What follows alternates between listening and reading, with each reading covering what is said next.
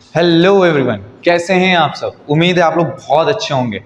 आज हमारा एक नया टॉपिक स्टार्ट होने वाला है। आज हमारा जो टॉपिक होने वाला है वो हम टेक्सटाइल फाइबर से रिलेटेड करके लेकर आए हैं। तो टेक्सटाइल फाइबर का जो भी सीक्वेंस चल रहा था उसमें हम आज एक नया सीक्वेंस इंक्लूड करेंगे, ऐड करेंगे। उसका नाम है सिंथेटिक फाइबर्स। और सिंथेटिक फाइबर में जो हमारा सबसे पहला फाइबर होने वाला है उसका नाम है पॉलीएमाइड्स फाइबर्स। जो ये पॉलीएमाइड फाइबर्स है, ये जनरली दो टाइप्स के पॉलीएमाइड फाइबर्स पाए जाते हैं। एक हमारा नेचुरल पॉलीएमाइड फाइबर पाया जाता है और एक हमारा synthetic fibres, synthetic polyamide fibres पाया जाता है। पॉलीएमाइड का मतलब है कि जिसमें एमिनो ग्रुप प्रेजेंट हो, जिसमें एमीन ग्रुप प्रेजेंट होता है, उसी के नाम पे पड़ गया एमाइड। एमाइड तो हमारा हो गया पॉलीएमाइड। पॉली का मतलब होता है मेनी। पॉली का मतलब क्या होता है? मेनी। अमाइड्स का मतलब होता है जिसमें अमीनो ग्रुप प्रेजेंट हो। अमीनो ग्रुप जिसमें प्रेजेंट होता है उसको हम क्या बोलते हैं? पॉलीएमाइड। ओके, तो दो टाइप्स के पॉलीएमाइड फाइबर्स आते हैं। एक नेचुरल पॉलीएमाइड्स होता है और एक हमारा सिंथेटिक पॉलीएमाइड्स होता है। जो नेचुरल पॉलीएमाइड्स होता है उसमें जस्ट हमारा वुल और सिल्क ये फाइबर्स आते हैं। और जो हमारा सिंथेटिक होने वाला है, सिंथेटिक हमारे में दो आते हैं, नायलॉन 6 और नायलॉन 66। देखिए, वैसे तो नायलॉन के बहुत सारे रोल्स है, बहुत सारे फॉर्मेशन है, लेकिन बट हमारे टेक्सटाइल में केवल दो यूज किया जाता है, नायलॉन 6 और नायलॉन 66। ओके, तो आज हम नायलॉन 6 के ऊपर बात करने वाले हैं। फिर इसके बाद नायलॉन 6 भी अभी ये पूरा नहीं है, इसके बाद इसके प्रोसेस को भी बताऊंगा मैं, कैसे प्रिपेयर किया जाता है, ये सारी चीजें मैं बताऊंगा। बट इसके लिए वीडियो थोड़ा सा लंबा हो जाएगा और हो सकता है 2-3 पार्ट्स में है। तो आप थोड़ा सा मतलब अगर पढ़ना होगा तो अच्छे से पढ़िएगा इस चीज को और समझिएगा। नहीं समझ में आएगा तो आप मेरे वीडियो पे मेरे को नीचे कमेंट कर सकते हैं कि नहीं समझ में आया, तो फिर मैं आपको बताऊंगा। ओके, तो लेट्स स्टार्ट। जैसा कि नाम से ही लग रहा है पॉलीएमाइड। पॉलीएमाइड का मतलब जिसके अंदर पॉली का मतलब क्या होता है? पॉली का मतलब होता है मेनी। अमाइड, अमाइड का मतलब अमाइड ग्रुप जिसमें बहुत ज्यादा प्रेजेंट होते हैं उसको हम पॉलीएमाइड फाइबर बोलते हैं। जस्ट फॉर एग्जांपल नायलॉन 6 और नायलॉन 66। तो यहाँ पर मैंने लिखा हुआ है the polymers. The polymers, polymers तो जानते होंगे ना, पॉलीमर्स जिसमें जो छोटे छोटे केमिकल कंपाउंड्स होते हैं वो मिलकर ढेर सारे केमिकल कंपाउंड्स, जैसे एक मान लीजिए कि एक राई या सरसों का दाना है, तो इसको हम क्या बोलते हैं? मोनोमर्स बोलते हैं। क्या बोलते हैं? मोनोमर्स। अब ये मोनोमर राई के दाने, अगर मान लीजिए कि सरसों के ढेर सारे दाने हो जाएंगे तो इसको हम क्या बोलेंगे? पॉलीमर। क्या बोल देंगे? पॉलीमर। पॉली का मतलब होता है मेनी। पॉली का मतलब क्या होता है? मेनी। मर्स का मतलब उसके जो इनिशियल कंपाउंड है, इनिशियल का मतलब सबसे टीनी पार्टिकल, सबसे टीनी मॉलिक्यूल्स, सबसे छोटा मॉलिक्यूल्स। अब उस छोटे मॉलिक्यूल से बड़ा बन जाएगा तो उसको हम क्या बोलेंगे? पॉलीमर। तो यहाँ पे लिखा हुआ है द पॉलीमर विच कंटेन, वो पॉलीमर जो कंटेन करते हैं major part of amide linkage, जिनके जो majorly amide linkage, amide group present करते हैं अपने अंदर, उसको हम क्या बोलते हैं? पॉलीएमाइड फाइबर्स बोलते हैं। तो पॉलीएमाइड फाइबर्स में सबसे पहला पढ़ना है हमें नायलॉन 6 के बारे में। अच्छा, नायलॉन 6 जो है, ये जो हमारा नायलॉन है, ये हमारा बहुत सबसे पहला सिंथेटिक फाइबर बना था। जो हमारा नायलॉन है वो हमारा फर्स्ट सिंथेटिक फाइबर है जिसको बनाया गया था सबसे पहले। अब नायलॉन 6 के लिए क्या क्या कंपाउंड यूज किया जाता है, क्या चीजें कैसे होती हैं, इन चीजों को समझिए। देखिए, नायलॉन 6 में caprolactam is generally used to prepare. मतलब नायलॉन 6 को बनाने के लिए हमें किसकी जरूरत पड़ेगी? कैप्रोलैक्टम। अब ये कैप्रोलैक्टम आता कहां से? अब ये कैप्रोलैक्टम आता कहां से है? तो ये प्रोसेस है पूरा कैप्रोलैक्टम को लाने का, बट हम इसको अब पढ़ेंगे आगे। देखिए, caprolactam is prepared from cyclohexanol और फेनॉल। आप दोनों में से किसी का यूज करके आप कैप्रोलैक्टम बना सकते हैं। देखिए, नायलॉन को बनाने के लिए आपको, नायलॉन को बनाने के लिए किसकी जरूरत पड़ेगी? कैप्रोलैक्टम। अब ये कैप्रोलैक्टम दो तरीके से आ सकता है। एक हमारा है साइक्लोहेक्सेनॉल का, साइक्लोहेक्सेनॉल यहां से भी ला सकते हैं, और दूसरा हम कहां से ला सकते हैं? फेनॉल से ला सकते हैं। तो आज हम जो पढ़ने वाले वो हम साइक्लोहेक्सेनॉल से निकालेंगे, फेनॉल से नहीं निकालेंगे। ये बहुत पुराना प्रोसेस होता है, इसमें जो हमारा नायलॉन होता है वो अच्छा नहीं दिखता है। मतलब इसके प्रोसेस थोड़े से आसान तो है, बट जो हमारा कंपाउंड निकल जाता है उसकी जो प्रॉपर्टीज होती है वो बेकार होती है। तो हम यहाँ पे नायलॉन को निकालेंगे कैप्रोलैक्टम किसके थ्रू? साइक्लोहेक्सेनॉल के थ्रू। तो आप समझ लीजिए कि जो नायलॉन होता है, नायलॉन का मोनोमर्स कौन होता है? कैप्रोलैक्टम। नायलॉन का मोनोमर्स क्या होता है? कैप्रोलैक्टम। मतलब छोटे छोटे कैप्रोलैक्टम से मिलकर एक बड़ा सा कंपाउंड बनता है जिसको हम क्या बोलते हैं? पॉलीएमाइड फाइबर्स या नायलॉन 6। तो उसी पॉलीमर को हम क्या बोलते हैं? नायलॉन 6। ठीक है, तो कैप्रोलैक्टम नायलॉन 6 का क्या है? छोटा सा पार्ट है। जैसे हमारी जो बॉडी है वो पूरी तरीके से सेल से बनी हुई है, छोटे छोटे सेल्स से मिलकर बनी हुई है। तो उसी तरीके से जो हमारा बॉडी है, इतना बड़ा बॉडी का जो स्ट्रक्चर है वो छोटे छोटे सेल से मिलकर बना हुआ है। उसी तरह जो हमारा नायलॉन 6 है वो छोटे छोटे कैप्रोलैक्टम से मिलकर बना हुआ है। और वो कैप्रोलैक्टम जब एक साथ मिल जाते हैं तो एक बड़ा पॉलीमर बना देते हैं। उस पॉलीमर का नाम हमने क्या रख दिया है? नायलॉन 6। ओके, अच्छा, ये कैप्रोलैक्टम बने कैसे? तो जो जो caprolactam is prepared from cyclohexanol और फेनॉल। जो हमारा कैप्रोलैक्टम है ये दो तरीकों से बन सकता है, एक साइक्लोहेक्सेनॉल से और दूसरा फेनॉल से। तो हम यहाँ पर जो बनाने वाले हैं वो किससे बनाएंगे, साइक्लोहेक्सेनॉल से। तो आप यहाँ पे देख रहे होंगे साइक्लोहेक्सेनॉल आ चुका है। अब आप बोलेंगे कि साइक्लोहेक्सेनॉल आया कहां से, तो देखिए साइक्लोहेक्सेनॉल निकालने के लिए हमें क्या करना होता है, बेंजीन के बारे में तो आप जानते हैं, बेंजीन की हम क्रिया करवाते हैं किसके साथ, हाइड्रोजन के साथ। किसके साथ, हाइड्रोजन के साथ। जब हम बेंजीन की क्रिया हाइड्रोजन के साथ करवाते हैं तो हमें क्या मिलता है, साइक्लोहेक्सेनॉल मिलता है। क्या मिलता है, साइक्लोहेक्सेनॉल। Got it, clear. तो अब हमारा ये साइक्लोहेक्सेनॉल हमको यहाँ पे मिल चुका है। देखिए साइक्लोहेक्सेनॉल कहां से मिला है, बेंजीन और हाइड्रोजन की जब हमने क्रिया करवाई तो हमें क्या मिला, साइक्लोहेक्सेनॉल। अब साइक्लोहेक्सेनॉल को हम क्या करेंगे, साइक्लोहेक्सेनॉल को क्या करेंगे, ऑक्सीडेशन करेंगे। ऑक्सीडेशन का मतलब एयर के साथ या एयर में इसका रिएक्शन करवाएंगे, थोड़ा सा टेम्परेचर देंगे, एयर के साथ रिएक्शन करवाएंगे। जब हम एयर के साथ रिएक्शन करवाएंगे और यहाँ पे कैटेलिस्ट हमने ले लिया है पोटेशियम डाइक्रोमेट। क्या लिया है, पोटेशियम डाइक्रोमेट। तो यहाँ पे देखिए K2C सॉरी पोटेशियम डाइक्रोमेट नहीं है,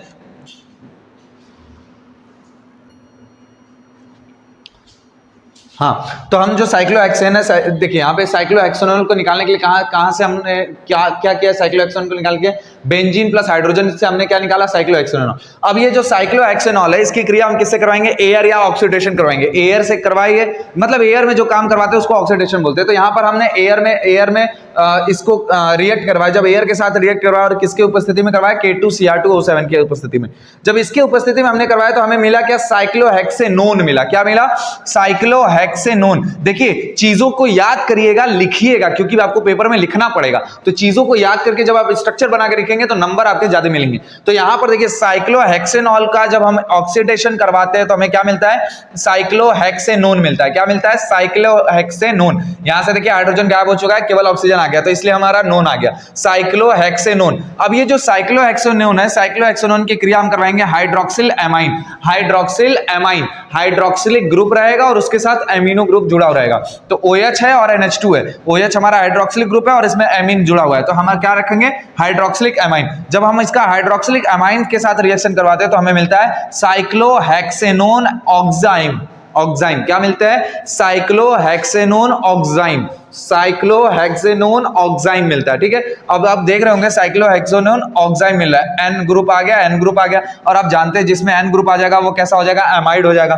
तो अब इसकी क्रिया हम किससे करवाएंगे, कंसंट्रेटेड H2SO4, मतलब कंसंट्रेटेड सल्फ्यूरिक एसिड के साथ थोड़ा सा इसका रिएक्शन करवाएंगे और हमें यहाँ पर लास्ट में क्या मिल जाएगा, हमें कैप्रोलैक्टम मिल जाएगा। क्या मिल जाएगा हमें, कैप्रोलैक्टम। क्या मिल जाएगा भाई, कैप्रोलैक्टम।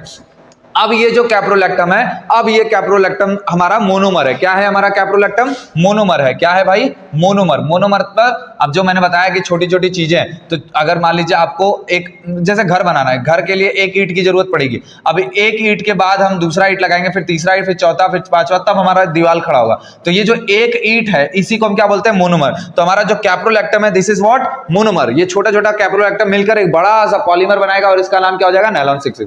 तो हमने बना दिया अब यहाँ पर कैप्रोलैक्टम। कैप्रोलैक्टम समझ में आ गया होगा कैसे बनना है, क्लियर। अब बात करते हैं इसके बाद, कैप्रोलैक्टम हमारा बन चुका है। अब कैप्रोलैक्टम के बाद इसकी कुछ प्रॉपर्टीज को देख लेते हैं। जो हमारा कैप्रोलैक्टम होता है, it is a white crystalline compound. White crystalline compound है, व्हाइट क्रिस्टलाइन कंपाउंड, सफेद कलर का कंपाउंड होता है, सफेद कलर का क्रिस्टल कंपाउंड होता है। क्रिस्टल मतलब ठोस ठोस पदार्थ होता है, ठोस टाइप का होता है। तो it is a white crystalline compound with melting point is 68 to 69%। इसकी जो मेल्टिंग पॉइंट होती है वो होती है 68 से मतलब 68 to 69 डिग्री सेल्सियस होती है, 68 to 69 डिग्री सेल्सियस होती है। Okay, got it. अब यहां पर मैंने कुछ प्रोसेस दिखाया कि कैसे हमारा मोनोमर पॉलीमर में चेंज होता है। तो यहां पर आप देख सकते हैं ये जो हमारा मोनोमर है ये क्या है, कैप्रोलैक्टम है। यही कैप्रोलैक्टम मैंने उठाकर यहां पर रखा है। तो ये जो हमारा है ये कैप्रोलैक्टम है। अब ये कैप्रोलैक्टम को हम देखिए n टाइम्स जोड़ रहे हैं। n टाइम्स जोड़ने का मतलब 1 2 3 4, चाहे आप जितनी बार जोड़ो, तो लगभग मैक्सिमम 200 टाइम्स जोड़िए, 200 टाइम्स से ऊपर भी जोड़ेंगे। तो जब हमारा ये कैप्रोलैक्टम जब 200 टाइम्स से ज्यादा चला जाएगा तो हमारा एक नया कंपाउंड बनेगा जिसका नाम है पॉलीमर। और यही पॉलीमर आप देख रहे होंगे, तो यहाँ पर नायलॉन के बाद 6 लिखा हुआ है। 6 का मतलब है कि उसमें कार्बन के कंपाउंड, कार्बन जो होता है, कार्बन की संख्या कितनी होनी चाहिए, 6 होनी चाहिए। तो आप जरा यहाँ पे काउंट करके देखिए, यहाँ पर 5 के साथ ब्रैकेट में लगा है 6, सी हो गया 5 और एक क्या हो गया 6, इसीलिए इसको बोलते हैं नायलॉन 6, मतलब जिसके अंदर कार्बन की संख्या कितनी हो, 6 हो। तो यहाँ पर आप देख सकते हैं कार्बन की संख्या 6 है। यहाँ पर आपको एमाइन ग्रुप मिल रहा है, इसलिए इसका नाम हो गया पॉलीएमाइड। ओके ये हो गया आपका प्रोसेस। इसको हम H2O मतलब वाटर के संपर्क में करवाते हैं। टेम्परेचर देखिए 250 डिग्री सेल्सियस है। जो हमारा पॉलीमराइजेशन टेक्निक होता है, पॉलीमराइजेशन टेक्निक का मतलब कि मोनोमर्स मतलब छोटे छोटे ईंटों को जोड़ने के लिए एक टेक्निक बनाया गया है जिसको हम बोलते हैं पॉलीमराइजेशन। अब इन पॉलीमराइजेशन क्या होता है यहाँ पर हम पढ़ने वाले हैं। ओके थोड़ी सी बातें हैं, थोड़ी समझ में आती हैं। क्लियर है? यहाँ पे इतना क्लियर है? अगर ये नहीं समझ में आएगा तो प्लीज बताइएगा नहीं समझ में आया। ओके अब बात करते हैं पॉलीमराइजेशन प्रोसेस। तो पहले तो इसकी बात तो छोड़िए, ये तो हमारा केवल इसके लिए है नायलॉन 6। मैं पॉलीमराइजेशन प्रोसेस की बात करूं तो पॉलीमराइजेशन प्रोसेस जो होता है वो दो टाइप्स का होता है। एक होता है एडिशनल पॉलीमराइजेशन और दूसरा होता है कंडेंसेशन पॉलीमराइजेशन। एडिशनल पॉलीमराइजेशन का मतलब होता है कि अगर मान लीजिए दो टाइप्स के मोनोमर हैं, दो टाइप्स के अलग अलग मोनोमर हैं, अगर वो दोनों मोनोमर्स एक साथ जुड़ गए और कोई अलग कंपाउंड नहीं बना रहे, कोई अलग चीज नहीं बना रहे, तो उसको हम क्या बोलते हैं? Additional polymerisation. मतलब जैसे समझ लीजिए कि अब मान लीजिए कि हमें क्या है, घर बनाना है, अरे एक दीवार बनानी है, जस्ट समझिए कि एक दीवार बनानी है। अब एक दीवार के लिए हमने क्या किया कि एक एक ईंट ऐसे लगाना शुरू किया। अब हमारा एक एक ईंट लग गया, अब एक एक ईंट लग गया, एक एक ईंट लग गया, ऐसे करके लग गया ना। तो लग गया तो इसमें क्या कोई वेस्टेज हुआ? कोई एक भी ईंटा इधर उधर वेस्ट हुआ? नहीं वेस्ट हुआ। इसको हम क्या बोलते हैं? Additional polymerisation. एडिशनल पॉलीमराइजेशन में दो या दो से अधिक मोनोमर्स को जब जोड़ा जाता है, दो या दो से ज्यादा मोनोमर्स को जब एक साथ जोड़ा जाता है तो एक कंपाउंड बनता है जिसको हम बोलते हैं पॉलीमर। लेकिन इस पॉलीमर को बनते टाइम कोई अदर कंपाउंड नहीं बनेगा तो हम इसको बोलते हैं एडिशनल पॉलीमराइजेशन। Got it? अब हम बात करते हैं कंडेंसेशन पॉलीमराइजेशन। कंडेंसेशन पॉलीमराइजेशन वो टेक्निक होता है जिसमें हम दो टाइप्स के मोनोमर्स को तो जोड़ते हैं, लेकिन उसको जोड़ने के बाद उसको जोड़ते टाइम कुछ ना कुछ नया हमें बाहर निकला हुआ मिलेगा। मतलब कुछ अलग, एक अलग कंपाउंड बन के बाहर निकलेगा, तो उसको हम क्या बोलते हैं? Condensation polymerisation. जैसे मान लीजिए कि हमने किसी चीज को जोड़ा, जोड़ने के बाद वाटर निकल गया या कोई गैस निकल गई या फिर कुछ और कंपाउंड निकल गया, तो इसको हम बोलते हैं condensation polymerisation. Got it? Clear हो गया? दो टाइप्स के पॉलीमराइजेशन होते हैं, एक होता है एडिशनल पॉलीमराइजेशन और एक होता है कंडेंसेशन पॉलीमराइजेशन।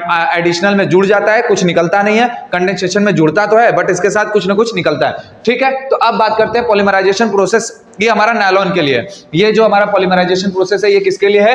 नायलॉन के लिए। नायलॉन का हम दो टाइप से पॉलीमराइजेशन कर सकते हैं। कैसे कैसे कर सकते हैं भाई? एक होता है बैच प्रोसेस। बैच प्रोसेस का मतलब समझते हैं? बैच प्रोसेस का मतलब होता है रुक रुक के काम करना। और एक होता है कॉन्टिन्यूअस प्रोसेस। एक होता है कॉन्टिन्यूअस, लगातार एक मशीन आती है जिसमें लगातार काम हो जाता है और उधर से हमारा नायलॉन निकल जाता है। लेकिन बैच प्रोसेस में एक काम पहले ये होगा, फिर इसके कुछ टाइम बाद ये होगा, फिर इसके कुछ टाइम बाद ये होगा। तो हम जो जनरली अब हमारे जो इंडस्ट्री में यूज होता है वो हमारा कंटिन्यूअस प्रोसेस यूज होता है, क्योंकि हमारे पास इतना टाइम नहीं होता था कि मैं चलूं बैच प्रोसेस करने। और जो बैच प्रोसेस होता है वो किस मशीन में होता है? ऑटोक्लेव मशीन में होता है। जो हमारा कंटिन्यूअस प्रोसेस होता है वो किस में होता है? वीके ट्यूब में होता है। किस में होता है? वीके ट्यूब में। चीजों को याद रख लीजिए, दिमाग में बैठा लीजिए, जितना हो सके पढ़ा कीजिए अच्छे से। ओके चलिए, पॉलीमराइजेशन प्रोसेस क्या होता है? पॉलीमराइजेशन प्रोसेस जो हमारा नायलॉन का होता है वो दो तरीके से हम करते हैं। नायलॉन का हम पॉलीमराइजेशन कितने तरीके से करते हैं? दो तरीके से। कैसे कैसे? बैच प्रोसेस के थ्रू करते हैं और किसके थ्रू करते हैं? कंटिन्यूअस प्रोसेस के थ्रू करते हैं। ओके, अब ये जो हमारा पॉलीमराइजेशन प्रोसेस है, पॉलीमराइजेशन प्रोसेस में अलग अलग चीजें हम इंक्लूड करते हैं। जैसे मान लीजिए सबसे पहली चीज कि हमारा जो पॉलीमराइजेशन है वो किसके साथ हो रहा है? कैप्रोलैक्टम के साथ। मतलब सिंपल सी बात है, अरे भाई दीवार बनाओगे तो उसके लिए ईंट की जरूरत होगी, ईंट के साथ साथ आपको किसकी जरूरत होगी? मसाले की जरूरत होगी। मसाले का मतलब है सीमेंट चाहिए, उसमें बालू चाहिए, ये सारी चीजें चाहिए ना। अकेले अकेले थोड़ी ईंट बन जाएगा। तो इसके लिए भी हम रेसिपी यूज करते हैं। तो आप देख सकते हैं यहाँ पर हम मोनोमर जो यूज कर रहे हैं वो क्या यूज कर रहे हैं? कैप्रोलैक्टम। कैप्रोलैक्टम हमारा ईंट हो गया। ईंट कितने परसेंट है? 90 to 95%। मतलब हमारा जो कैप्रोलैक्टम है, कैप्रोलैक्टम कितना से लेना है? 90 से 95% तक कैप्रोलैक्टम लेना है। कैटलिस्ट, कैटलिस्ट क्या है? वाटर। 5 से 10% तक आप वाटर ले सकते हैं। कब बहुत जगह अलग अलग चीजें ली जाती है, एसीटोन लिया जाता है, सॉल्वेंट लिया जाता है, वाटर लिया जाता है, बट हम यहाँ पे कैटलिस्ट क्या ले रहे हैं? वाटर। देखिए वाटर हम क्यों ले रहे हैं? क्योंकि जो भी हमारा, अगर मान लीजिए कैप्रोलैक्टम के साथ कोई अदर कंपाउंड होगा, तो कोई अदर कंपाउंड होगा तो जब उसको हम गर्म करेंगे, तो जब गर्म करेंगे तो वो वाटर के साथ डिसॉल्व होकर क्या हो जाएगा? वेपराइज हो जाएगा। वेपराइज हो जाएगा तो हम उसको गैस के थ्रू बाहर निकाल देंगे, जिससे हमारा जो नायलॉन है वो प्योर नायलॉन बनेगा, उसमें कोई वेस्टेज वगैरह, इंप्योरिटीज वगैरह नहीं रहेंगी। Got it? तो हम यहाँ पर कैटलिस्ट क्या यूज करते हैं? वाटर यूज करते हैं। तो मोनोमर हमने क्या यूज किया? कैप्रोलैक्टम। कैटलिस्ट क्या यूज किया? Water. Chain terminating, chain terminating का मतलब भाई आप सिंपल से बताइए, बात बताइए, ये तो अपना कंपाउंड बनाकर रुका हुआ है, मतलब एक तरीके से एक ईंट जो है वो अपना एकदम बनी हुई है, भाई हमको तोड़ना नहीं है। तोड़ने के लिए तुम्हें क्या जरूरत पड़ेगी? हथौड़े की जरूरत पड़ेगी। तो हमें इस चेन को, ये जो कंपाउंड बना हुआ है, या यहाँ पे समझो, ये जो कंपाउंड बना हुआ है इसको तोड़ना पड़ेगा ना, ऐसे करके तोड़ना पड़ेगा ना, तोड़ेंगे तभी तो एक के बाद दूसरा जुड़ेगा, एक के बाद दूसरा तभी ना जुड़ेगा। इसमें कहां से जुड़ेगा, इसमें कहीं हाथ ही नहीं है। तो हमें क्या करना होगा, इसको तोड़ना होगा। इसको तोड़ने के लिए क्या करते हैं, चेन टर्मिनेटिंग एजेंट का यूज करते हैं। किसका यूज करते हैं, चेन टर्मिनेटिंग एजेंट का। चेन टर्मिनेटिंग एजेंट क्या करता है, हमारे जो कैप्रोलैक्टम होता है उसके मोनोमर्स को ब्रेक करता है। जब हमारा कैप्रोलैक्टम के मोनोमर्स को ब्रेक करेगा तो हमारा पॉलीमर जुड़ता जाएगा और वो बनता जाएगा। तो यहाँ पर हम जो चेन टर्मिनेटिंग एजेंट यूज करते हैं उसका क्या नाम है, एसिटिक एसिड। और एसिटिक एसिड क्या लेते हैं, 1 से 2% तक एसिटिक एसिड ले सकते हैं आप। अब यहाँ पर टेम्परेचर देखिए, जो हमारा वीके ट्यूब है, वीके ट्यूब में जो टेम्परेचर होता है वो होता है 250 से 270 डिग्री सेल्सियस। और एक बात और मैं बता दूं, 250 से 270 डिग्री सेल्सियस तक होता है। और ये काम वैक्यूम में भी होता है, एयर वैक्यूम में होता है। समझ लीजिए कि वहां पे नाइट्रोजन के साथ रिएक्शन करवाया जाएगा तो भाई कोई भी उसमें कंपाउंड ना हो, कोई भी अलग सा एयर ना हो जिससे के साथ हमारा नायलॉन रिएक्ट करे। तो हमारा टेम्परेचर आप देख सकते हैं 250 से 270 डिग्री सेल्सियस है। टाइम इसको 20 से 24 घंटे लग रहे थे। यहाँ पे सबसे बड़ी चीज है कि नायलॉन को वीके ट्यूब में बनाने के लिए लगभग 1 दिन लगते हैं। 1 दिन में बहुत मेहनत वाली इस काम है भाई सिंथेटिक फाइबर्स को बनाना।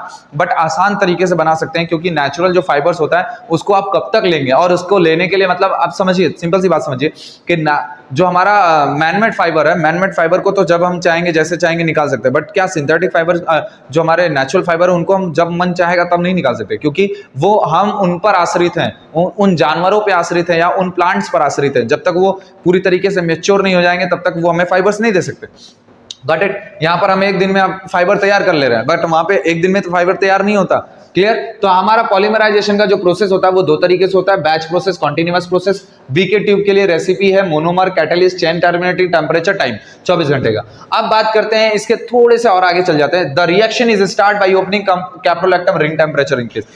मतलब जो हमारा ये रिएक्शन है, रिएक्शन क्या स्टार्ट कब होता है, जब ये कैप्रोलैक्टम टूटता है। टूटेगा कब, जब हम इसको टेम्परेचर देंगे। जब कैप्रोलैक्टम को तोड़ने के लिए तो हमने एसिटिक एसिड यूज कर लिया, बट एसिटिक एसिड इतना ज्यादा भी एसिटिक एसिड नहीं यूज कर रहे हैं कि भाई चेन तुरंत टूट जाएगा। इसके लिए हमें क्या देना होगा, इसको टेम्परेचर देना होगा। जब हम टेम्परेचर देते हैं, तो ये टेम्परेचर की वजह से इसका जो स्ट्रक्चर है, इसकी जो मॉलिक्यूलर स्ट्रक्चर है वो क्या हो जाता है, चेंज हो जाता है, टूटता है। जब टूटता है तभी तो ये बनता है, जब टूटेगा तभी तो ये बनेगा। हाँ, तो द रिएक्शन स्टार्ट होता है by opening caprolactam ring. Caprolactam ring जब टूटता है, कब टूटेगा, जब टेम्परेचर बढ़ेगा। टेम्परेचर बढ़ने से टूटता है, और टूटते हैं तो उसके हाथ आ जाएंगे तो एक हाथ उधर से पकड़ लेगा, एक हाथ उधर से, फिर वो वाला हाथ उधर से, फिर वो वाला हाथ उधर से, तो एक चेन बन जाएगा। और इस चेन को क्या बोलते हैं, पॉलीमर। इस चेन को क्या बोलते हैं, polymer. Combination of chain of monomers are known as polymer. Got it. ये सब क्लास 11-12 में पढ़ाया होगा, मोनोमर्स ये सब। Okay. Unreacted caprolactam is removed by the filtration. अब कुछ तो ऐसे होंगे, कुछ ऐसे कैप्रोलैक्टम के कंपाउंड्स होंगे, आप जान रहे हो यहाँ पे क्रिस्टलाइन फॉर्म में है। कुछ ऐसे होंगे जो जल्दी पिघल नहीं रहे होंगे, तो उसको पिघलाते नहीं है, जबरदस्ती नहीं करते, उसको क्या करते हैं, फिल्टर पेपर से क्या कर देते हैं, रिमूव कर देते हैं। तो यहाँ पर हमने लिखा है अनरिएक्टेड कैप्रोलैक्टम। जो अनरिएक्टेड कैप्रोलैक्टम होते हैं, उसको हम रिमूव कर देते हैं by the help of filtration. Nylon 6 is dissolved इन। देखिए यहाँ पे एक मैंने चीज रखा हुआ है, यहाँ पे मैंने थोड़ा सा इंटरेस्टिंग बनाने के लिए रख दिया है, आप थोड़ा सा ध्यान से समझिए। मान लीजिए कि आप किसी भी इंडस्ट्री में काम कर रहे हो या फिर आप पढ़ाई भी कर रहे हो, तो आपको एक चीज अगर मैं आपको दे दूं पॉलिस्टर और नायलॉन का, भाई पॉलिस्टर, नायलॉन और एक्रिलिक दे दिया तो एक्रिलिक तो आप अच्छे से पहचान लोगे। बट अगर मैंने दे दिया आपको पॉलिस्टर और नायलॉन, तो आप दोनों में से किसको पहचानोगे कि कौन सा पॉलिस्टर और कौन सा नायलॉन। कुछ लोग होते हैं जो एक्सपीरियंस्ड हो जाते हैं, वो पहचान लेते हैं कि भाई कौन सा पॉलिस्टर और कौन सा नायलॉन। बट कुछ लोगों के हाथ में आते ही वो पता चल जाएगा दोनों तो सेम ही है, ये नायलॉन बोलेंगे वो पॉलिस्टर बोलेंगे। तो इसको पहचानने का सबसे अच्छा तरीका है, nylon 6 is dissolved in 80% strength of acetic acid. आप उसको तुरंत क्या करिए, 80% के एसिटिक एसिड में डिसॉल्व कर दीजिए, थोड़ा सा टेम्परेचर देकर। मतलब उसको हाईली टेम्परेचर पे एसिटिक एसिड ले लीजिए।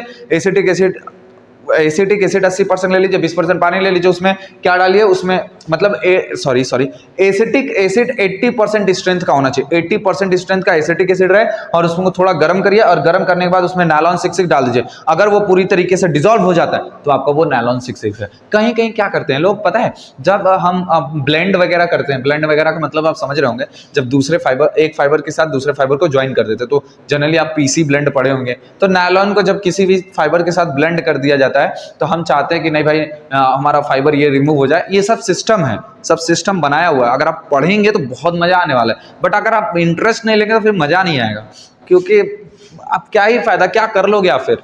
कुछ नहीं हो पाएगा। इंटरेस्ट बढ़ाओ, जिस चीज में हो उस चीज को अपना इंटरेस्ट बनाओ। अब वो चाहे आप जैसे भी गए हो, टेक्सटाइल इंडस्ट्री में जनरली लोग क्या करते हैं, इंटरेस्ट नहीं होता उनका, किसी न किसी के थ्रू जाते हैं कि भाई नौकरी नहीं लग रही है तो मेरे को टेक्सटाइल इंडस्ट्री में भेज दो, नहीं लग रहा है तो फिर मेरे को इधर भेज दो, कहीं नहीं जॉब मिला तो टेक्सटाइल इंडस्ट्री में चले गए। जाना गलत बात नहीं है, बहुत अच्छी बात है, आपके लिए एकदम दरवाजे खुले हुए हैं। बट एक चीज मैं बता देता हूं, आप जिस भी फील्ड में जाइए, मैं आपसे रिक्वेस्ट करूंगा, आप जिस किसी भी फील्ड में जाइए तो अपने आप को उस काबिल बना लीजिए, उतना टाइम दीजिए अपने आप को कि जिस फील्ड में आप गए हो वो आपका फील्ड एकदम हाई लेवल का हो जाए। मतलब आप उस फील्ड में एक्सपीरियंस्ड हो जाओ। एक्सपीरियंस्ड कब होगे? जब आप उसके बारे में जानोगे। जानने के लिए आपको क्या करना पड़ेगा? थोड़ा सा पढ़ाई करना पड़ेगा, थोड़ा सा आपको सोचना पड़ेगा, थोड़ा सा चीजों को समझना पड़ेगा कि क्यों ऐसी चीजें ऐसी नहीं हो रही हैं। तो ये चीजें अगर आप समझ लेंगे तो आप एक लेवल बढ़ सकता है, आपका लेवल आप हो सकता है। बट आपको इसके लिए कुछ करना पड़ेगा। देखिए, मेहनत तो करना पड़ेगा बिल्कुल, कहीं ना कहीं अगर आपको इंटरेस्ट डेवलप करना है, अपने आप को इंटरेस्ट, मतलब मैं कैसे समझाऊं आपको, वे क्या बोलूं मैं, छोड़िए, जान दीजिए, आप समझदार हैं आप लोग खुद ही। Nylon 6 is dissolved in 80% strength of acetic acid. जो नायलॉन है वो 80% के एसिटिक एसिड में डिसॉल्व हो जाता है। But in cold phenol 90% is few minutes. ये जो नायलॉन है वो और डिसॉल्व हो सकता है, किसमें? मतलब डिसॉल्व किया जा सकता है। पहला मेथड तो हमारा एसिटिक एसिड है, बट आप फिनॉल में 90% का अगर कोई फिनॉल है उसके अंदर आप नायलॉन 6 डिसॉल्व करोगे तो वो घुल जाएगा, बहुत 2-3 मिनट में घुल जाएगा। मतलब मिनट लेगा, फ्यू मिनट लेगा, 2-3 मिनट नहीं, फ्यू मिनट लेगा। फ्यू मिनट का मतलब हो सकता है 5 मिनट, 10 मिनट हो सकता है, अगर आप उसको अच्छे से खोलोगे। जरा मेरी बात पे एकदम टिक जाते हो उसी पे। इन कोल्ड फिनॉल जो हमारा फिनॉल है उसमें कोई टेम्परेचर नहीं देना। ठंडे फिनॉल में आप जब उसको घोलोगे तो वो घुल जाएगा कुछ टाइम बाद। ओके, आगे लिखा हुआ है नायलॉन इज बर्न। अब मान लीजिए कि आपके पास ये चीजें नहीं है। अब ये चीजें नहीं है तो आप क्या करिए, सिंपल सा फंडा है, आप नायलॉन को माचिस से जलाइए। अगर आप देखिए नायलॉन जलते जलते क्या कर रहा है, नायलॉन जलते जलते क्या हो रहा है, सिकुड़ भी रहा है, जलते जलते सिकुड़ रहा है, जलते जलते अगर वो श्रिंक हो रहा है, सिकुड़ रहा है, जलते जब बर्न करेगा जलेगा, और श्रिंकिंग फ्रॉम फ्लेम के साथ वो सिकुड़ेगा एंड प्रोड्यूस हार्ट बीट्स। और जब वो बुझ जाएगा, बुझने के बाद आप उसको, जब उसके बीट्स जो होंगे, उसके जो भी कंपाउंड आएंगे उसके बीट्स होंगे वो बहुत कड़े होंगे, तो आप पहचान सकते हो कि वो नायलॉन 6 है। Got it? क्लियर है? अगर आपको ये वीडियो अच्छा लगा हो तो प्लीज वीडियो को लाइक करिएगा और चैनल को सब्सक्राइब करिएगा और लोगों के साथ शेयर करिए। चीजों को नहीं समझ में आता है, जितना हो सके पूछने की कोशिश करिए। आपको अगर नोट्स चाहिए तो नोट्स तो मैं प्रोवाइड नहीं कर सकता, बट मैं आपको बता सकता हूँ कौन सी बुक आप ले सकते हो। आप बुक कहोगे तो बुक का पीडीएफ भी भेज दूंगा, बट इतना ज्यादा बड़ा पीडीएफ मेरे को बनाना पड़ेगा। कोई बात नहीं, उतना तो हो सकता है। तो अगर आपको ये वीडियो अच्छा लगा हो तो प्लीज वीडियो को लाइक करिएगा, चैनल को जितना हो सके सब्सक्राइब करिए, और टेक्सटाइल से रिलेटेड कोई भी क्वेश्चन हो तो आप मेरे इंस्टाग्राम पे मेरे को मैसेज कर सकते हैं। ओके, थैंक यू, जय हिंद।